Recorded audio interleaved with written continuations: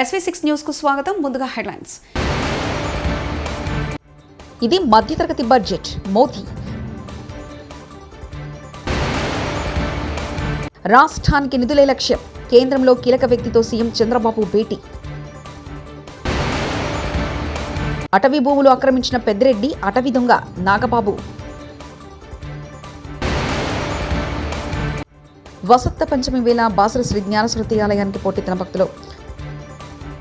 భారతదేశ చరిత్రలో మధ్యతరగతిలో అత్యంత అనుకూల బడ్జెట్ ఇది అని ప్రధానమంత్రి నరేంద్ర మోదీ కొనియాడారు. ప్రతి కుటుంబం హ్యాపీగా ఉందన్నారు. ఆదివారం ఢిల్లీ అసెంబ్లీ ఎన్నికల ప్రచారంలో మోదీ మాట్లాడారు. ఈ 12 లక్షల వరకు ఆర్జించే ప్రజలకు తాజా బడ్జెట్ గణనీయమైన ఉపశమనం కలిగించిందని, స్వాతంత్ర భారత చరిత్రలో ఇప్పటివరకు ఇంతటి ప్రయోజనం కలగలేదని చెప్పారు. ఢిల్లీలోని ఆమ్ ఆద్మీ ప్రభుత్వం తప్పుడు హామీలు ఇస్తుందని, అవినీతిలో కూరుకుపోయిందని, దాని ఫలితంగా దేశ రాజధానిలో ఫ్యాక్టరీలు మూతపడుతున్నాయని మోదీ విమర్శించారు. అద్దాల మెడల్లో నివసించే వారికి పేదల పూరి గుడిసెలు, మధ్యతరగతి ప్రజల డబుల్ బెడ్రూమ్ ఫ్లాట్లు పట్టమంటూ ఆప్ అధినేత కేజ్రీవాల్పై విమర్శలు గుప్పించారు. ప్రజలను లూటీ చేస్తున్న వారికి జవాబుదారీగా చేస్తామన్నారు.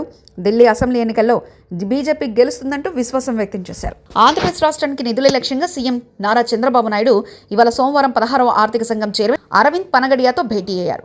ఈ సమావేశం సుమారు 2 గంటల పాటు జరిగింది. ఈ సమావేశంలో పలు కీలక అంశాలపై ఇరువురు నేతలు చర్చించారు.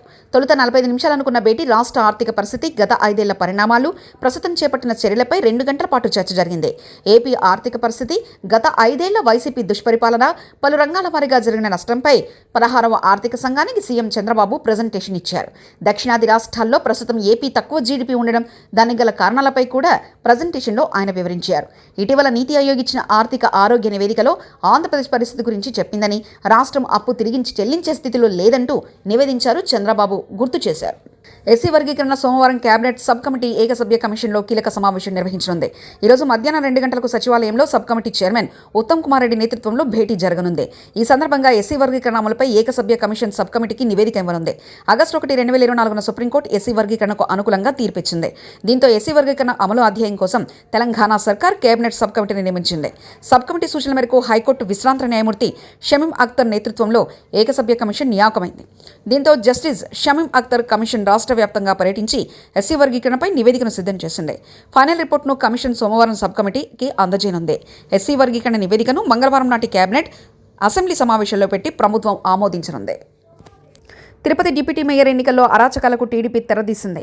7 నెలల్లో ప్రజలు అసహ్యించుకున్నారని అర్థమై కనీసం ఇకనైనా ఈసీ స్పందించి ఎన్నికల్లో కూటమి నేతల దురాగలతలపై చర్యలు తీసుకోవాలంటూ ఆర్కే రోజా, మాజీ మంత్రి వైఎస్ఆర్సీపీ అధికార ప్రతినిధి వ్యాఖ్యానించారు. ఈ రోజు డిప్యూటీ మేయర్ ఎన్నికల్లో ఏ విధంగా మేయర్ మీద గాని, అలాగే వచ్చిన కార్పొరేటర్ల మీద, అలాగే దళిత ఎంపీ మీద దాడులు చేయడం మనం కళ్ళారా చూస్తున్నాం. ఒకవైపు వైఎస్ఆర్సీపీ నాయకులు మాకు అవసరం లేదంటూనే చంద్రబాబు నాయుడు, లోకేష్, మరోవైపు తమ నాయకులతో ఏ విధంగా కార్పొరేట్ల మీద, బస్సు మీద, అలాగే మేయర్ మీద, ఎంపీ గారి మీద దాడి చేశారు, రాళ్లతో కొట్టారు, బూతులు తిట్టారు, కొంతమందిని కిడ్నాప్ చేసి తీసుకెళ్లడం మనం కళ్ళారా చూస్తున్నాం.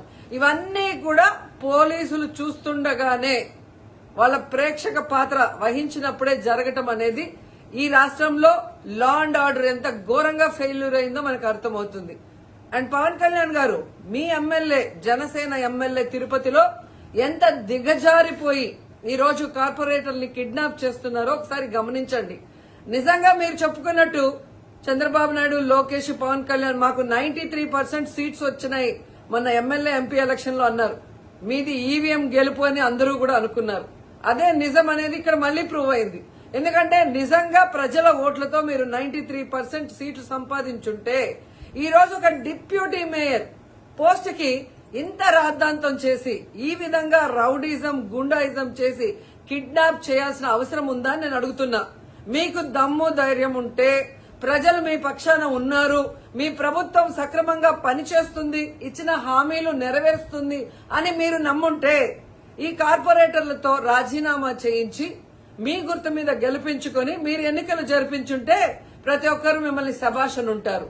కానీ ఇక్కడ జరిగే ఒక డిప్యూటీ మేయర్ ఎన్నికలకే ఈ విధంగా ఒక మహిళని చూడకుండా మేయర్ ని ఏ విధంగా హ్యూమిలేట్ చేస్తున్నారు, ఆమె మీద దాడి చేస్తున్నారు, అలాగే ఒక దళిత ఎంపీ గురుమూర్తి గారి మీద ఎలా బూతులతో తిట్టి దాడి చేస్తున్నారో టీవీలో అందరూ గమనిస్తున్నారు. సో మీరు ఫెయిల్యూర్ అయ్యారు. ఈ 7 నెలల కాలంలో ప్రజలు మిమ్మల్ని అసహించుకుంటున్నారన్న విషయం తెలిసి ఇలా దిగజారుడు రాజకీయాలు, రౌడీ రాజకీయాలు చేయాలనుకోవటం నిజం కాదా నేను అడుగుతున్నా. ఒకవైపు ఎలక్షన్ కమిషన్ మేము రిక్వెస్ట్ చేస్తున్నాం, ఇలాంటి కూటమి ప్రభుత్వం చేసే ఈ దారుణాలకి ఫుల్ స్టాప్ పెట్టండి. ఎవరైతే ఈరోజు దాడి చేశారు, బూతులు తిట్టారు, కిడ్నాప్ చేశారో ఆ తెలుగుదేశం జనసేన నాయకులందరూ కూడా టీవీల్లో కనిపిస్తున్నారు. వాళ్ళందరినీ కూడా అరెస్ట్ చేసి వాళ్ళకి పనిష్మెంట్ ఇవ్వాలి.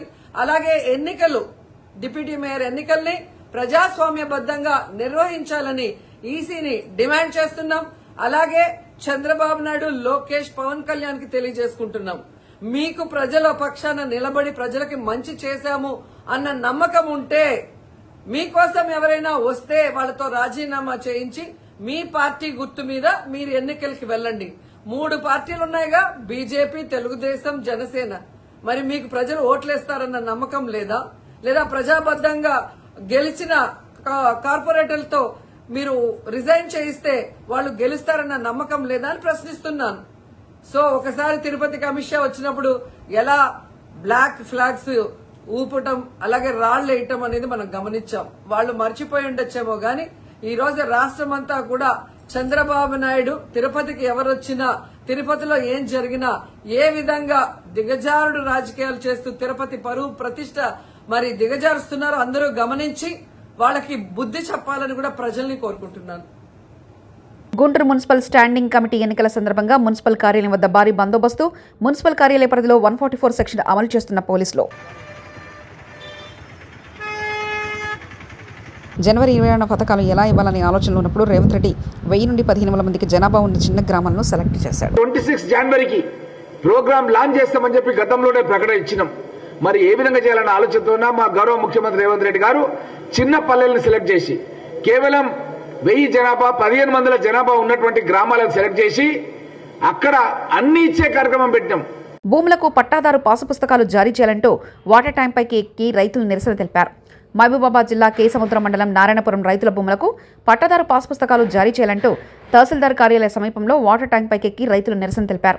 మంత్రి పొంగులేటి అసెంబ్లీలో చెప్పినా కూడా అధికారులు లెక్క చేయట్లేదంటూ ఆగ్రహం వ్యక్తం చేశారు రైతులు. పాస్ పుస్తకాలు ఇవ్వకుంటే మందు తాగి చేస్తామంటూ ఆవేదన వ్యక్తం చేశారు రైతులు. ఇవాళ రోజు అసలు వచ్చి ఏం చేస్తున్నారో, లేని వాళ్ళకి ఇచ్చిరు, ఉన్న వాళ్ళకి ఇస్తారు. ఎంజాయ్మెంట్ సర్వే ఉంది, ఎమ్మటే గంటల పాస్బుక్ ఇవ్వచ్చు. 7 ఏళ్ళ తిరుగుతున్నా కూడా అధికారులు పట్టించుకోవట్లేదు. లేని పక్షంలో ఈ మందు తాగి మేము ఆత్మహత్య చేసుకోవడానికి సిద్ధంగా ఉన్నాము.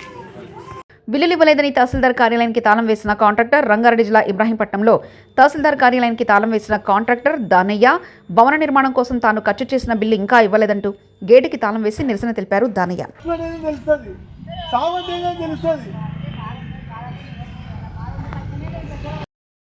నేను నా పేరు దానయ్య, వెండికోట దానయ్య, నాది ఇబ్రాహీంపట్నం మండలం కోల్కంపల్లి గ్రామం.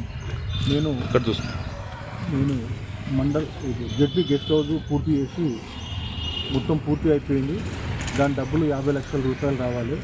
ఏ అధికారులు స్పందిస్తలేరు. అధికారులు మొత్తం చేయి అని చెప్పి చూపించి ఎంఆర్ఓ ఆఫీస్ శిథిలావస్థకు అయినప్పుడు ఎక్కడ లేకపోతే ఈ గెస్ట్ హౌస్కు పూర్తి చేయాలని చెప్పి ఈ గారు చెప్పారు. ఈ గారు ఆదేశాల ప్రకారం మొత్తంలో టోటల్గా 50 లక్షల రూపాయలు పెట్టి పూర్తి చేసిన గెస్ట్ హౌస్. పూర్తి చేసినా కూడా ఈ గారు కానీ ఎవరు స్పందిస్తలేరు. స్పందించకపోతే 50 లక్షల అప్పుకు మొత్తం ₹3 మిత్తి లేక నెలకు 1,50,000 రూపాయలు మిత్తి అయిపోతుంది. లక్షల మిత్తి అయిపోయి కూడా నేను 20 గుంటల భూమి కూడా అమ్మి ఇదే ఆఫీస్లో చేసి అప్పులోకి ఈయనే పంచడం జరిగింది. అదే కాకుండా మళ్ళా సరిపోతే కూడా మళ్ళీ నా ఎంజాయ్లో సొంతం ప్లాట్ కూడా 120 గజాల ప్లాట్ కూడా అమ్మి కూడా కడితే కూడా అప్పులు తీరకపోతే నా ఇంటికి వచ్చి కూడా అప్పులలో నాన్న అవస్థ పెట్టి నా ఇంటికి తాళం పెట్టి నాన్న అవస్థ పెడతా కూడా అని పెట్టి కూడా నన్ను కన్నా బాధ పెడుతురు.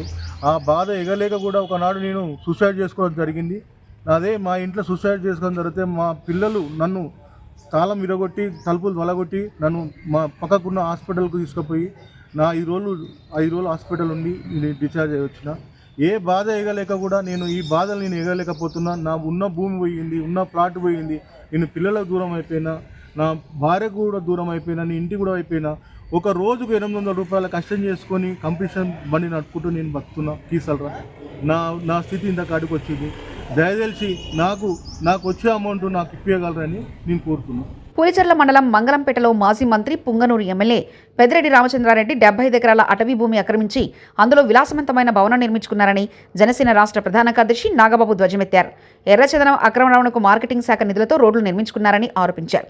వైకాపా 5 ఏళ్ల పాలనలో అన్ని శాఖలో 2 లక్షల కోట్లు అక్రమ ఆస్తులు కూడబెట్టుకున్నారని, ఇది రాష్ట్ర బడ్జెట్ని మించిపోయిందంటూ ఎద్దేవా చేశారు. కంపెనీలు 6,33,568 కోట్లు పెట్టుబడులు పెట్టేందుకు ముందుకొచ్చాయి. తద్వారా 4 లక్షల ఉద్యోగాలు రానున్నాయి. 48 గంటల్లో ధాన్యం కొనుగోళ్లు సొమ్ము రైతు ఖాతాలో జమ చేస్తున్నారు. విత్తనాలు, ఎరువులపై రాయితీలు అందజేస్తున్నాం. 4,500 కోట్లతో 13,000 పంచాయతీల్లో 30,000 పనులకు శ్రీకారం చుట్టారు. ఉపాధి హామీ పథకం ద్వారా 7,315.74 కోట్లు కేంద్రం నుంచి విడుదలయ్యేలా చేశారు. విశాఖ రైల్వే జోన్కు 52 ఎకరాలు పూర్తి హక్కులతో కేటాయించారు. విశాఖ ఉక్కు పరిరక్షణకు చర్యలు తీసుకుంది.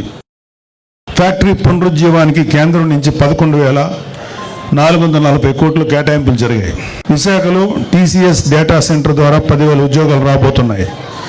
గంజాయి డ్రగ్స్పై ఉక్కుపాదం 5 మంత్రులతో కమిటీ ఏర్పాటు చేశారు. నియంత్రణకి ఈగిల్ టీం ఏర్పాటైంది. డ్వాక్రా మహిళలకు వడ్డీ లేని రుణాలు 5 లక్షల నుంచి 10 లక్షలు పెంచారు. విపత్తు సాయం కింద హెక్టార్కు 10,000 నుంచి 2,000కు పెంచారు. కర్నూలులో హైకోర్టు బెంచ్ స్థాపనకు అసెంబ్లీ తీర్మానం చేసింది. కర్నూలు జిల్లా ఓరవకల్లు, కడప జిల్లా కొప్పర్తి పారిశ్రామిక వాడల్లో 25,000 కోట్ల పెట్టుబడులు, 75,000 మందికి ఉపాధి కల్పనకు కేంద్రం నుంచి సాధించాం. తక్కువ ధరకే నాణ్యమైన మద్యం సరఫరా చేస్తున్నారు. గీత కార్మికులకు 10% మద్యం షాపులు కేటాయించారు. చేనేత కార్మికులకు GST రియంబర్స్మెంట్ అమలు చేశారు. స్వర్ణకారులకి, మాజీ సైనికులకి సంక్షేమానికి ప్రత్యేక కార్పొరేషన్లు ఏర్పాటు చేశారు. 60 ఏళ్లు దాటిన వారికి APSRTCలో బస్సుల్లో 25% రాయితీ ఇచ్చారు. దేవాలయాల్లో ధూపదీప నైవేద్యాలకు 5,000 నుంచి 10,000కు పెంపు చేశారు. అర్చకుల వేతనం 10,000 నుంచి 15,000కు పెంచారు. 198 అన్నా క్యాంటీన్లు తిరిగి ప్రారంభించారు. స్కూళ్ళల్లో కూడా విద్యార్థులకి డొక్కా సీతమ్మ పథకం కింద మధ్యాహ్న భోజన పథకాన్ని అమలు చేస్తున్నారు. ఇవి కాకుండా ఇంకా చాలా చాలా చాలా చేస్తున్నారు. అయినా సరే కూటమి ప్రభుత్వం ఏమీ చేయట్లేదు అని చెప్పే వాళ్ళకి కళ్ళు మూసుకొని బలవంతంగా నిద్ర నటించేవాడిని మనం ఏం చేయలేం. వైసీపీ ప్రభుత్వం అలాంటిదే. సో ఇందాక నుంచి నేను చేస్తున్న స్టేజ్ మీద ఉన్న చాలామంది ఆలోచించారు. మన వాళ్ళందరూ కొంచెం పెద్ద మనిషి తరాగా, నాకు అంత పెద్ద మనిషి తరా చేత కాదు. పెద్దిరెడ్డి అక్రమాల గురించి కొంచెం మాట్లాడుకుందాం. అంటే నేను రాయలసీమకి ఎలక్షన్ క్యాంపెయిన్కి ఓన్లీ తిరుపతి వరకే వచ్చాను, ఒకసారి కలిగిరి దాకా వచ్చాను. ఆ తర్వాత రావడానికి నాకు అవకాశం. వసంత పంచమి సందర్భంగా బాసర శ్రీ జ్ఞానస్వతి ఆలయానికి భక్తులు పోటెత్తారు. తమ పిల్లలకు అక్షరాభ్యాసం చేయించడానికి భారీగా తరలి వచ్చారు. రద్దీ నేపథ్యంలో ఆలయ అధికారులు తగిన సదుపాయాలు కల్పించకపోవడంతో తాము ఇబ్బందులకు గురవుతున్నామని ఈ సందర్భంగా పలువురు భక్తులు చెప్పారు. ఇది మధ్యతరగతి బడ్జెట్. మోదీ రాష్ట్రానికి నిధులే లక్ష్యం. కేంద్రంలో కీలక వ్యక్తితో సీఎం చంద్రబాబు భేటీ. అటవీ భూములు ఆక్రమించిన పెద్దిరెడ్డి, అటవీ దొంగ నాగబాబు. వసంత పంచమి వేళ బాసర శ్రీ జ్ఞానస్వతి ఆలయానికి పోటెత్తిన భక్తులు. ఇవి బులెటిన్ విశేషాలు. చూస్తూనే ఉండండి SV6 న్యూస్.